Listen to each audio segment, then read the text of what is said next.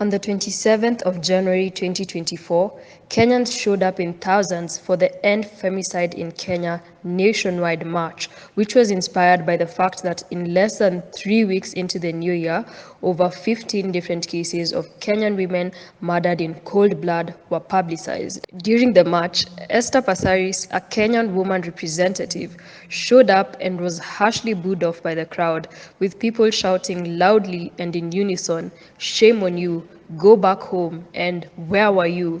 Fun fact, I was part of this crowd.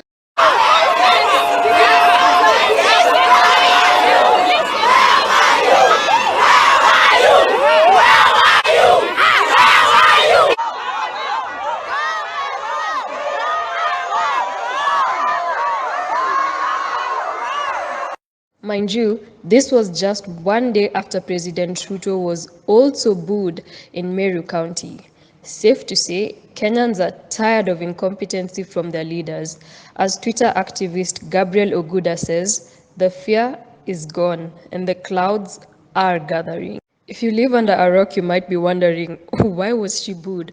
Well, Esther Passaris angered Kenyans when she showed up for the End Femicide march for a number of reasons, but the most triggering one was that she holds the unique position of women representative, yet in a time when femicide has been rampant in Kenya, she has been silent, yet had the audacity to show up at the march in what appeared to be a PR stunt.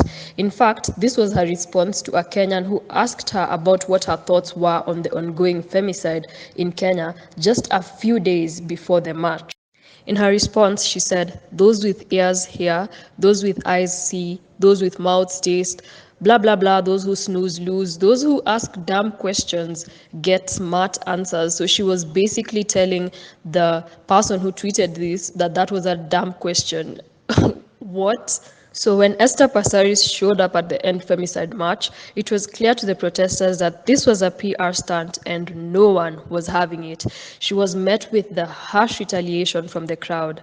And I agree, because it's extremely infuriating considering that the county women representative position was actually the outcome of the 2/3 gender law that aimed at increasing the representation of women in parliament. So to see that the entire essence of the position she holds is to actually advocate for women who are in fact classified as a special interest group in the constitution, yet the office allegedly has almost nothing to show for it, is maddening.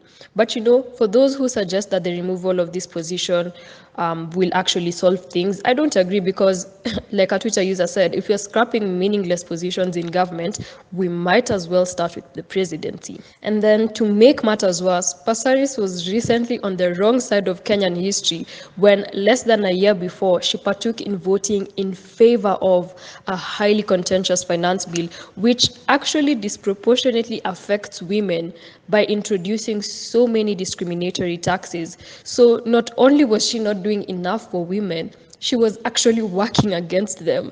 So for her to show up for a protest for women, get out of here. Do me a favor, please. Get out of here. And in fact, to make matters worse, she reposted this tweet that was basically saying that the country is angry with everyone associated with Zakayo, particularly anyone supporting his oppressive taxes. And for those who don't know, Zakayo is a nickname that Kenyans have given Ruto for his taxing mischievous nature. So yeah, basically it was like she was agreeing that people were angry at her for supporting oppressive taxes imposed by the government, which is weird, almost as if she thought that would be a defense, like that's a good thing. It's like a thief defending himself in public and being like, people are not angry that I stole, they're just angry that as I stole I also shot people. What? So basically, Passaris's reaction to being booed was her playing victim and not taking any accountability. She even tweeted, "I was booed because I was the available punching bag." And I have to say, what do you mean you are the only available punching bag? Why would you even be a punching bag in the first place, let alone the available one? That means she knew she was a target for criticism. Otherwise, she wouldn't be a target, or in her words, a punching bag, if she was actually doing right by the people. And I mean, how can you have low tolerance for criticism and at the same time have high intolerance for citizens' interests. What? And then she tried the "we all have a part to play" card when she said, "we're all part of the solution and the problem." She wrote the "all" in caps.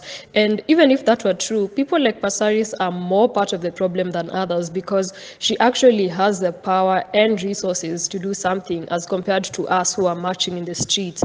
And then there was the outright cap when she defended herself and said, "I have never earned a penny as it all goes to the social needs of my county that are not met by the government, blah, blah, blah." And it's either these politicians take us for fools or they are extremely comfortable lying through their teeth because what do you mean you've never earned a penny? Was she trying to convince us that she doesn't get a salary, that she donates it all to her office?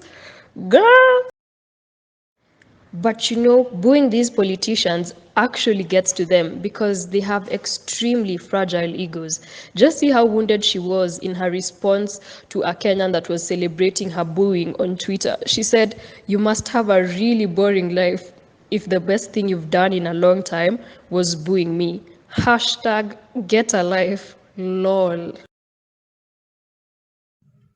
Those t-shirts that Esther Passaris brought to the femicide protests, they should be banned. In the next protests, watu wakuje na hizo t-shirts alipeana zichomwe because she's a femicide apologist.